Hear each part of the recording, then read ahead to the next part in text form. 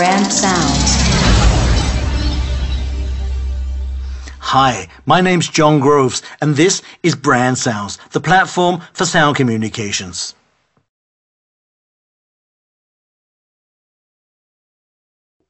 Choosing the music. Now, depending who's responsible for the music choice, the end result can be very different. There is a danger of directors and creatives over-involving their egos and putting their desire of winning creative advertising prizes above the job of creating an optimal, homogeneous and cohesive piece of audiovisual communication. A common problem is that creative persons are more concerned with aesthetics than marketing matters.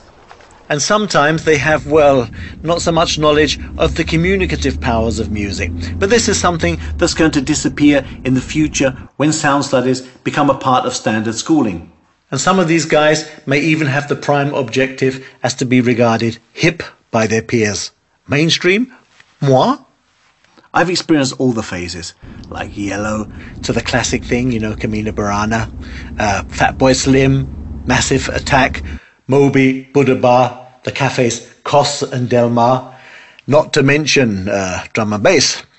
But I will mention drum and bass because the trouble is that demographically, most of this music is elitist and has a minority appeal. It creates an impression of hipness in the mind of the creator, but what about the target group? Now, you've probably heard me say this, but I'm going to say it again. The worm has to taste good for the fish and not for the angler.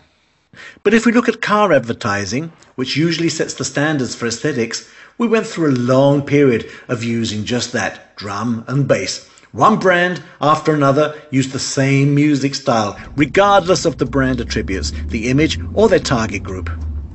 Even if we disregard the desire for differentiation, the creatives are using the same worms to catch all sorts of fish. Even low-price, mass-market car models have used cutting-edge yuppie sounds in their TV advertising that went way over the heads of their potential buyers. Yeah, the music has just got to fit.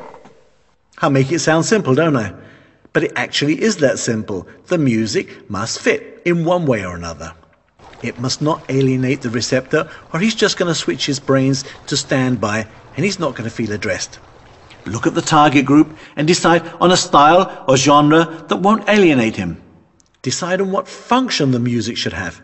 Put these two things into your briefing and you're well on your way. But still, marketing managers continue to rely on personal preference to define the sound of their brand. And why is this? Why is everyone suddenly a music expert? The iPod? Who knows? But the fact is, there's a lot of overconfidence of decision makers regarding their music communication choices. The choices are often based on personal subjective taste or their own interpretation of the brand's perceived image, especially when it comes to using certain styles of music or sponsoring a specific artist.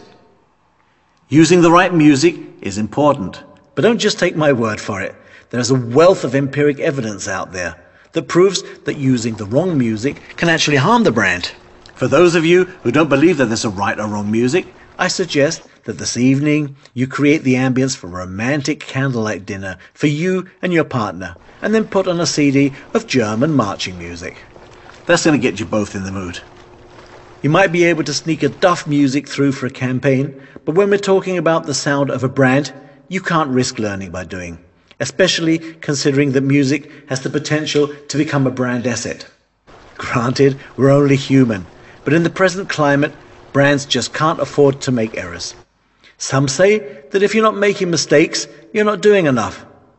But let's agree to make an exception in this case, okay? Thanks for listening. Bye.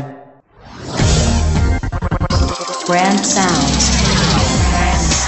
Music. Brands.